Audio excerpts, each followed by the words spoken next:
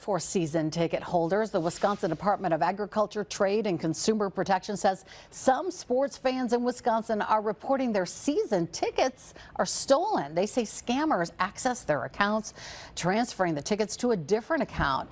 The DATCP administrator tells us they couldn't say which sports teams these season tickets affected, but they wanted to advise people to be vigilant with their season ticket accounts.